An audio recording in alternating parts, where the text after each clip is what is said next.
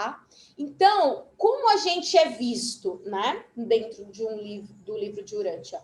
Como mortais planetários físico, né? Nós estamos num planeta físico, então nós somos os mortais planetários físicos.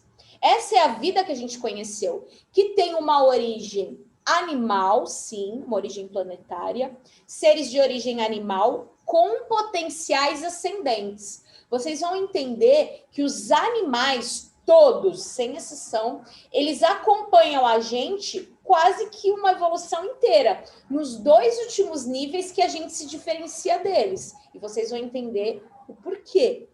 Mas aqui neste planeta, os animais, eles são seres como nós, a gente é uma espécie. Quando se diz mortais planetários físicos, não se refere apenas a humanos, se refere também aos animais, que são nossos irmãos e têm uma evolução espiritual como nós. Vocês vão entender. Após a morte física, quando a gente desencarna e vai para o mundo espiritual, que a gente sempre ouviu falar, nós somos chamados de sobreviventes adormecidos. É assim que a gente é visto. E ele começa a esmiuçar o que é o corpo, né? O que é o corpo físico? É um organismo material, mecanismo eletroquímico, que é o que compõe esse corpo, natureza e origem animal, ou seja, tudo isso que está falando aqui existe em nós animais também, não estou falando só de humanos. Animado pela centelha divina, ou eu superior, como vocês preferirem chamar, e é constatável através dos 5 sentidos. Então, o corpo só é considerado corpo quando ele tem estes itens.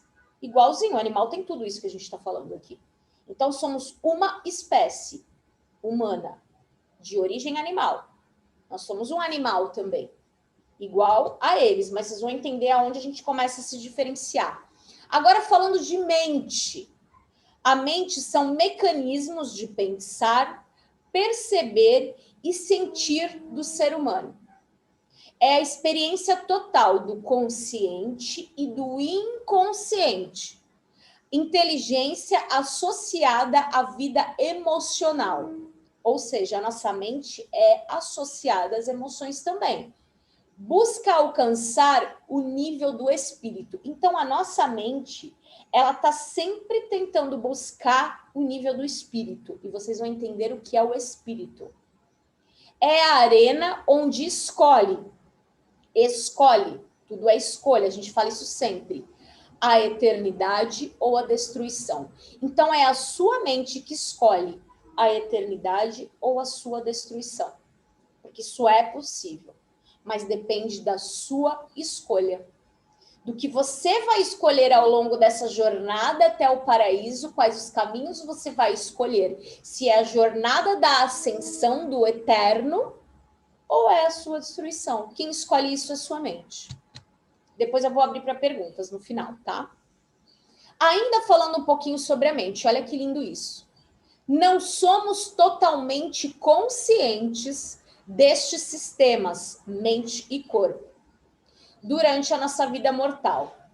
Devemos trabalhar, focar no que temos consciência e expandir isso. É o que a gente está fazendo hoje. Não se trata de compreendermos, e sim o que desejamos compreender. Não se trata do conhecimento que você tem hoje. Se trata do que você está neste momento, neste curso, neste evento, desejando compreender. O que a mente está tentando ser. Não é a consciência de Deus que nos leva, e sim o fato de aspirar a Deus. O que somos hoje não é tão importante quanto aquilo em que nós estamos nos tornando dia a dia na eternidade.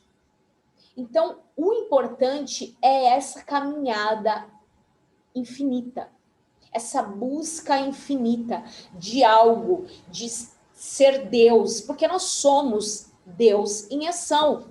Então é isso que é importante, não o que você sabe, sim o que você vai aprender e o que você vai, não tem fim. Aí agora vocês vão entender como que funciona o circuito mental e aonde a gente se diferencia dos animais. Olha que legal. Os animais e os humanos são iguais até lá vamos dizer, o penúltimo nível. Até o penúltimo nível, eles são iguais a nós. Eles têm conexão e igualdade conosco. A partir do penúltimo e do último que a gente se diferencia deles. Então, como que funciona o circuito mental, né? O espírito infinito, né? Lá em cima, o espírito infinito, vamos dizer que é Deus, a fonte criadora. O espírito materno do universo local. Aí tem o espírito da sabedoria, que é o impulso religioso, religioso no sentido de entender que existe algo a mais, existe algo a mais. Então, o único ser que entende isso é o humano. Os animais já não têm essa aspiração da sabedoria, da adoração, da evolução, eles não estão conscientes ainda disso, tá? Então, assim, a gente se diferencia deles nestes níveis. Agora, o espírito do conselho, o impulso social, o dom da cooperação com a espécie, isso existe em nós e nos animais. O espírito do conhecimento, curiosidade, a mãe da aventura, da descoberta, o espírito científico, também está nos animais. O espírito do conhecimento, que é a fidelidade, junto com o espírito da coragem, a base da aquisição do caráter, raiz intelectual, a fibra moral, bravura espiritual, existe nos animais também. O espírito da compreensão, coordenação do conhecimento, associação de ideias, raciocínio rápido, tudo isso existe em nós e nos animais. Espírito da intuição, percepção rápida, instinto de reflexão, direção a outros dons, auto-observadores, tudo que existe nessa escada evolutiva está conectado em nós e nos animais. A gente só se difere deles quando a gente entra no impulso da ascensão espiritual. Ele chama de religioso para você ter uma noção, mas é o impulso e o circuito espiritual que quer te impulsionar a algo que existe fora desses olhos que podem ver, desses olhos físicos. É assim que a gente se diferencia e somente os humanos têm, mas os animais estão nesse processo. E tudo isso que a gente tem esse processo são inconscientes. Isso está dentro de todos, é inconsciente, por isso que os animais também têm. Eles não têm consciência disso, assim como muitos humanos também não têm consciência de muita coisa que a gente está estudando aqui. Não tem, mas existe dentro dele, que é o espírito da intuição, compreensão, coragem, conhecimento, conselho, tudo isso está dentro de nós, no nosso inconsciente.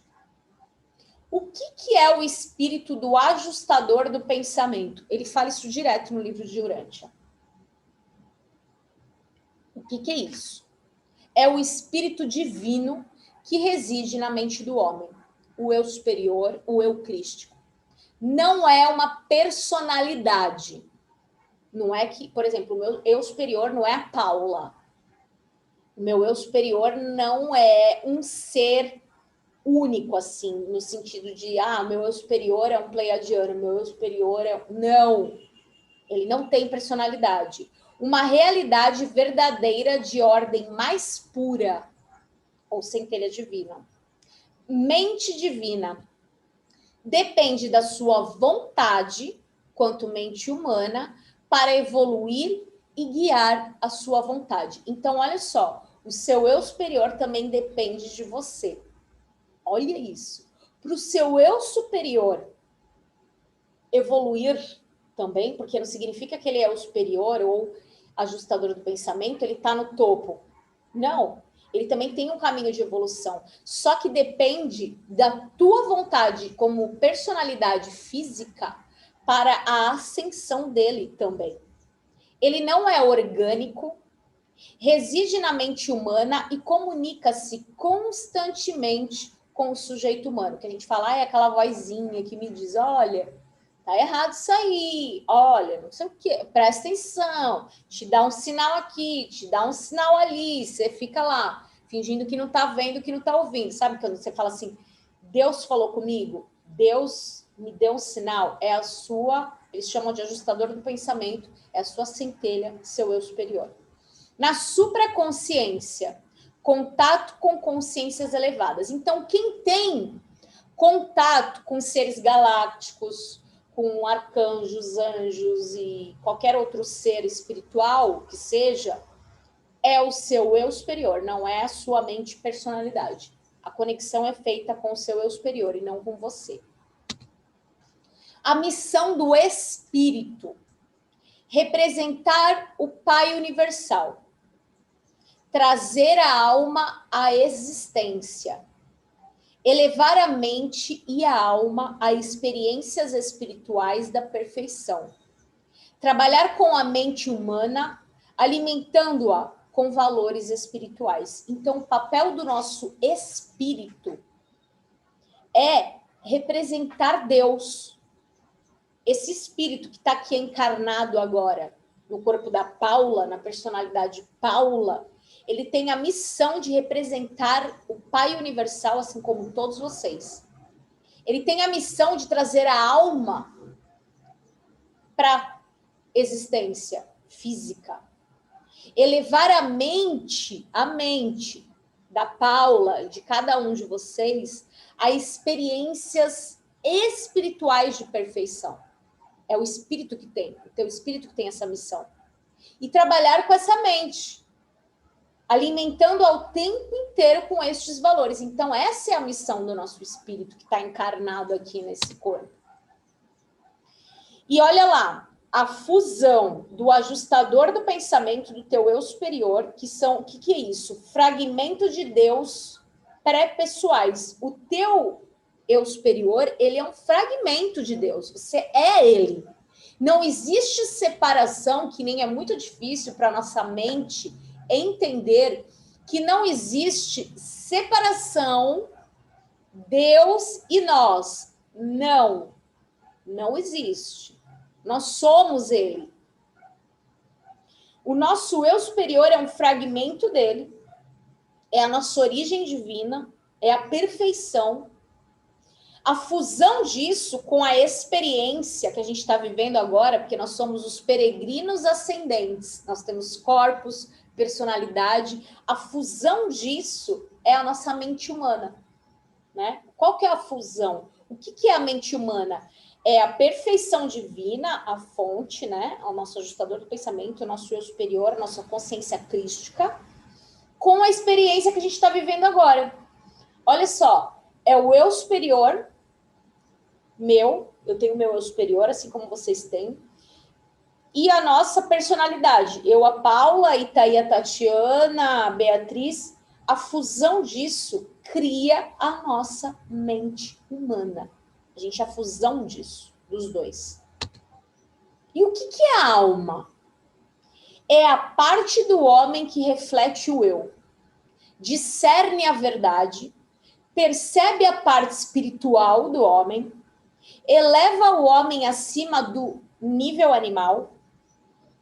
E as características: escolha da moral, realização espiritual, capacidade de conhecer a Deus e o impulso de ser como ele. É a nossa alma que tem esse impulso, que está dentro, né? Que está aqui, ó, dentro desse corpo, animando esse corpo. É uma alma. E a nossa personalidade? O que é essa nossa personalidade? O que é a Paula, Tati e Silvia? Quem são essas personalidades? Única realidade invariável. Unifica todos os fatores associados à individualidade. Dom que o Pai Universal dá às energias vivas associadas à matéria. Então, somente aqui na matéria a gente tem essa personalidade. Somente aqui, encarnados no planeta Terra, a gente tem essa personalidade que está falando, que está vendo, que está ouvindo tudo aqui agora. ela sobrevive com a alma moroncial, essa personalidade que você tem hoje, ela vai sobreviver quando você desencarnar. Eles chamam de alma moroncial, então quando a gente desencarna, ela sobrevive. Depende da sobrevivência da alma imortal. Para essa tua personalidade, deu uma travadinha.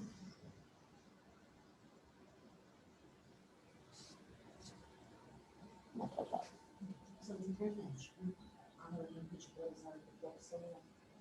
Para essa tua personalidade sobreviver, ela precisa da tua alma imortal. Ela só sobrevive através da tua alma imortal. Ela é criadora e co-criadora, ou seja, todos nós, personalidade, somos criadores e co-criadores da nossa realidade. É a nossa personalidade, é quem está aqui agora, que vai te levar para a mestria e é imutável. Imutável. As características da nossa personalidade. Primeiro, autoconsciência, discernimento intelectual da realidade, reconhecimento da realidade e outras personalidades. A gente consegue reconhecer outras personalidades, saber que são outras, a gente tem esse discernimento. Indica uma capacidade individualizada para a experiência dentro da realidade cósmica. Então, cada um de nós experiencia as realidades do cosmo e todos esses conhecimentos que a gente tem de acordo com a nossa personalidade. A gente experiencia de forma diferente. Todo esse conteúdo que eu estou passando para vocês agora, cada um que está aqui presente vai experienciar de uma forma individual. Vai compreender de uma forma individual. Compreensão relativa do livre-arbítrio. Então, nem todos compreendem o livre-arbítrio da mesma forma. Nem todos. O que é o livre-arbítrio? Decisão moral de sabedoria elevada. Escolha espiritual, discernimento da verdade.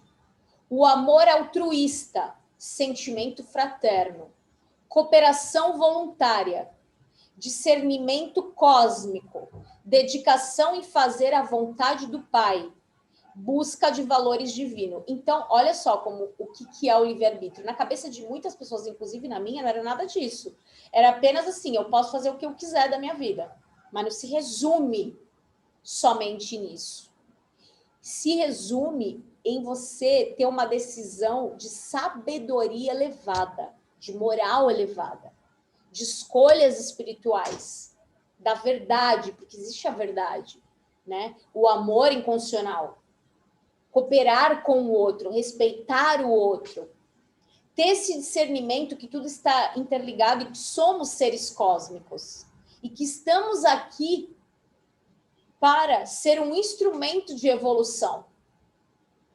Todos nós somos instrumentos de evolução aqui, junto com Deus Pai e Mãe. Ele nos criou e nos colocou no aqui e no agora para que a gente colocasse em evolução esse planeta.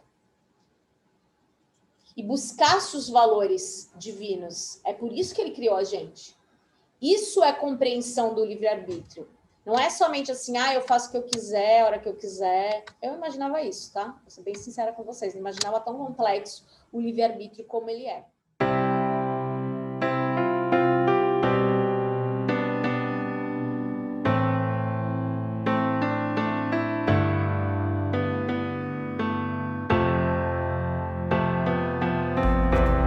Seja muito bem-vindo ao Quantic Desperte. O seu despertar começa aqui. E eu vou retomar os nossos estudos do livro de Urântia. Mas antes de retornar tudo isso com algumas coisas que eu voltei a ler e vou compartilhar aqui com vocês, com as minhas palavras, eu vou trazer alguns downloads que foram chegando para mim diante do que eu estudo, diante das meditações e de todas essas novas frequências que estão chegando e baixando em cada um de nós, quando eu digo nós, é vocês também, os downloads daquilo que o nosso eu maior nos traz. Porque a todo momento, o nosso eu superior, o nosso eu maior, ele vai baixando em nós, nesta personificação que está aqui falando e vocês aí do outro lado ouvindo, aquilo que precisamos saber para atuar de fato com aquilo que fomos criados para ser. Então hoje a gente vai abordar o caminho que fizemos até aqui e o caminho que temos que fazer de volta. Fomos criados da fonte criadora, criador de tudo que é. E fomos nos desfragmentando até chegar ao primeiro degrau da fisicalidade, dos mundos da fisicalidade, um dos primeiros degraus de um planeta que ainda era de terceira dimensão quando chegamos aqui, com a missão de transformá-lo num mundo mais sutil. Mas para isso, quando nos candidatamos para descer aqui em solo, imagina, viemos lá da fonte que se encontra lá no Sol central de Avona. Eu vou trazendo algumas imagens aqui para vocês poderem ter uma noção e depois assistam também os outros vídeos que eu já fiz sobre o livro de Urantia, que trata do que é os universos, os 7 superuniversos, enfim. E de primeira mão lhes trago-vos que já está em construção o 8º superuniverso, mas não é o foco aqui nesta conversa, neste compartilhamento. O foco somos nós, cada um de vocês, da forma mais simples que eu consigo falar. E aí quando a gente desceu e a gente se desfragmentou da fonte, porque nós somos Deus, Pai, Mãe em ação, e fomos nos dividindo, desfragmentando, até chegar a essa personalidade que vos fala e que me ouve. Com a condição de que iríamos esquecer de tudo. De tudo que já sabíamos, dos poderes que temos. Iríamos para um mundo onde existia a dualidade, a separação, a sensação de que somos separados de tudo. E aceitamos essa condição. Escolhemos e aceitamos essa condição, com o objetivo de nos unir com os nossos irmãos, que são missionários assim como nós, para poder ascender um planeta e toda uma humanidade. Olha que lindo! Olha que lindo pensar que a tua ascensão é a ascensão do todo. Não é separado. Uma vez que você se coloca dentro de uma missão dessas, é o contrário de tudo que te disseram até hoje. Eu digo isso porque eu também estudei muitas religiões, muitas filosofias que diziam que o humano era o ser mais minúsculo, mais primitivo, mais... colocando a gente sempre separado, a gente sempre para baixo, diminuído, quase que inexistente. Impossível Deus, Jesus ou qualquer outra deidade falar com a gente. Quando que na verdade não é nada disso. Na verdade, a principal missão é se reconectar. E uma vez que você se reconecta, você começa a acessar as suas consciências maiores, o seu eu superior, você volta a ter esta conexão e você começa a se sentir de fato parte do todo, parte de um coletivo. E aí se dá a personalização da deidade. E o que é isso dentro do livro de Urantia? Pela técnica de trinitarização, o pai despoja-se daquela personalidade espiritual inqualificável que é o filho, mas fazendo assim ele constitui-se como o pai deste mesmo filho e consequentemente reinveste-se da capacidade ilimitada de tornar-se o pai divino de todos os tipos personalizados de criatura volitiva, inteligente, subsequentemente criados, gerados ou de manifestados de outros modos, como personalidade absoluta e inqualificável. O pai pode funcionar apenas como o filho e como o filho, e com o filho. Por isso que Jesus, quando desceu em solo, lhe dizia: eu sou um com o Pai. Mas com o Pai pessoal, ele continua a outorgar personalidade às diversas hostes de níveis diferentes de criaturas volitivas, inteligentes. E para sempre mantém relações pessoais de união de amor com a vasta família dos seus filhos do universo. O pai, após haver o pai outorgado a personalidade de seu filho, a plenitude de si próprio, e quando este ato de doação de si torna-se completo e perfeito, os coparticipantes eternos outorgam conjuntamente aquelas qualidades e atributos de poder e naturezas infinitas, que assim existem na união Pai-Filho, constituindo ainda um outro ser como eles próprios.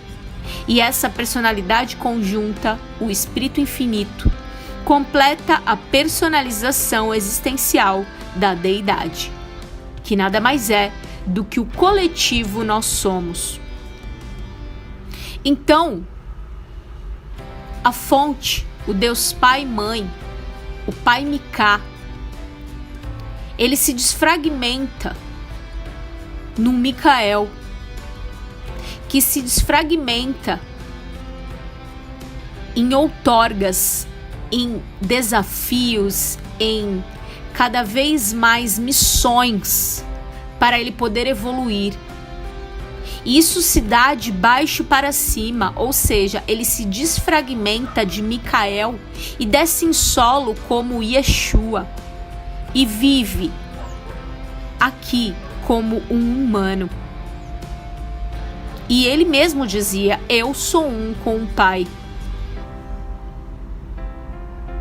E o caminho ele fez de baixo para cima, como de cima para baixo, porque é como um dos princípios herméticos.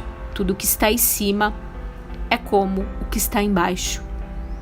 O Filho é indispensável à paternidade de Deus. O Espírito é indispensável à fraternidade da segunda e da terceira pessoa. 3 pessoas são um grupo social mínimo, mas entre razões para acreditar-se na inevitabilidade do agente conjunto, esta seria a menos importante. O coletivo nós somos é o que é mais importante. As 3 pessoas da deidade, as 3 personalizações positivas e divinas da deidade, a respeito da doação de ajustadores divinos ao homem. O Pai disse: façamos o homem mortal à nossa própria imagem. Reiteradamente nas escrituras de Urântia ocorre essa referência aos atos e feitos da deidade plural, evidenciando claramente o reconhecimento à existência e ao trabalho de 3 fontes e centros. Foi-nos ensinado que o Filho e o Espírito sustentam relações idênticas com o Pai, na coligação da Trindade, na eternidade, e enquanto deidades, eles indubitavelmente sustentam-nas, mas no tempo e como personalidades, eles certamente revelam relações de naturezas muito diversas. Olhando do paraíso para os diversos universos, essas relações parecem ser muito similares, mas se vistas os domínios do espaço, elas parecem ser bem diferentes. Os filhos divinos são realmente a palavra de Deus, mas os filhos do Espírito são verdadeiramente o ato de Deus. Deus fala por intermédio do Filho, e com o Filho atua por intermédio do Espírito Infinito.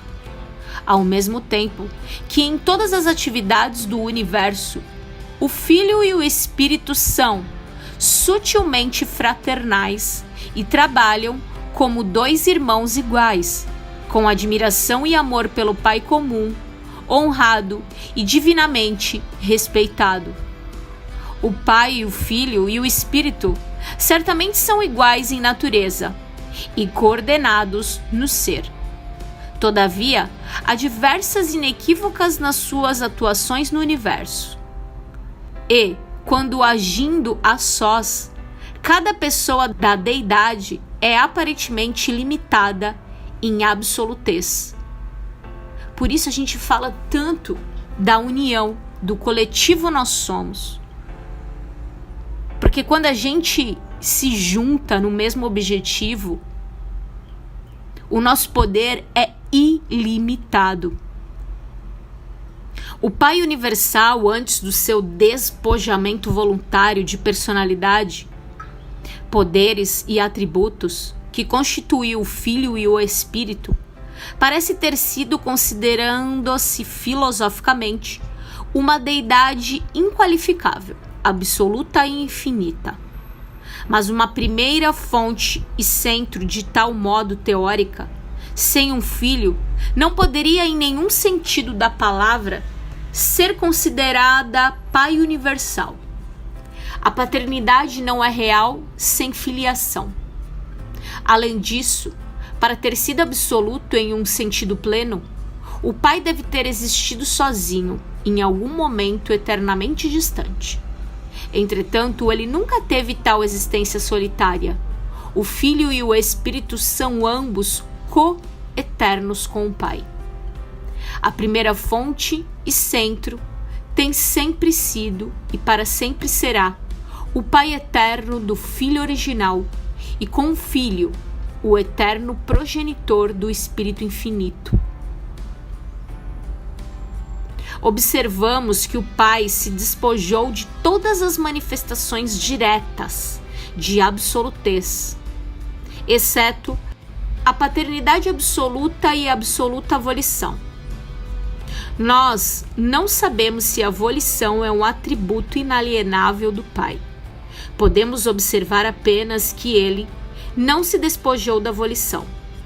Tal infinitude de vontade deve ter sido eternamente inerente à primeira fonte e centro. Ao outorgar absolutez de personalidade ao Filho Eterno, o Pai Universal escapa da algema do absolutismo da personalidade, mas ao fazê-lo, ele dá um passo que torna para sempre impossível para ele atuar a sós, como um absoluto da personalidade, e com a personalização final da deidade coexistente. O agente conjunto, o coletivo nós somos, advém a interdependência trinitária crítica das três personalidades divinas, no que diz respeito à totalidade de funcionamento da deidade no absoluto. Deus é o Pai absoluto de todas as personalidades no universo dos universos. O Pai é pessoalmente absoluto para a liberdade de ação. Mas nos universos do tempo e do espaço, já criados em criação e ainda por serem criados, o Pai não é discernivelmente absoluto, como deidade total, exceto na Trindade do Paraíso. A primeira fonte e centro atua fora de Avona nos universos fenomênicos como a seguir. 1. Como criador por intermédio dos filhos criadores, seus netos. 2. Como controlador por meio do centro de gravidade do paraíso. 3. Como espírito por meio do Filho Eterno. 4. Como mente, por intermédio do Criador conjunto. 5. Enquanto Pai, ele mantém o contato paterno em todas as criaturas por meio do seu circuito de personalidade. 6. Como pessoa, ele atua diretamente sobre toda a criação por meio de seus exclusivos fragmentos, no homem mortal, por meio dos ajustadores de pensamento, que são os nossos eu superiores. 7. Enquanto deidade total, ele funciona apenas na trindade do paraíso. O Espírito Infinito é surpreendentemente universal e incrivelmente versátil em todas as suas atuações. Ele opera nas esferas da mente, da matéria e do espírito. O agente conjunto representa a coligação pai-filho, mas também funciona como ele próprio. Ele não se ocupa diretamente com a gravidade física, nem com a gravidade espiritual, nem com o circuito da personalidade, mas ele participa mais intensamente ou menos de todas as outras atividades no universo. Embora dependa aparentemente de 3 controles da gravidade existenciais e absolutos, quer parecer que o Espírito Infinito exerça 3 supracontroles. Esse dom tríplice, ele o emprega de muitos modos para transcender e aparentemente para neutralizar mesmo as manifestações de forças e energias primárias, até as fronteiras últimas da absolutez. Em certas situações, esses supracontroles transcendem absolutamente até mesmo as manifestações primárias da realidade cósmica. Meus amados, esses estudos, de fato, necessitam que a gente leia, releia, assista, reassista por diversas vezes. Com certeza. Porque a nossa mente 3D, ela reluta, ela busca provas de onde saiu isso, mas o que é isso, o que atrapalha na nossa absorção destes conhecimentos. Então eu sempre procuro fazer o que Mestra Nada nos pede. Tome 3 respirações profundas para acessar estes conhecimentos. E a cada expiração, solte tudo aquilo que você acreditava como verdade absoluta para poder absorver estes conhecimentos. Em resumo, você é Deus Pai e Mãe em ação no planeta Terra. Você é um fragmento dele aqui no planeta, que está atuando com um objetivo de voltar para o paraíso, para a casa do Pai. Você fez este movimento, descendo até o solo. Agora você faz o movimento contrário, voltando para a casa de Deus Pai e Mãe. Retomando, como se fosse colhendo flores. Cada flor que você vai colhendo no caminho de volta é um pedaço desse fragmento que você foi deixando para trás. Eu amo muito vocês. Paz, amor, luz e alegria e namastê.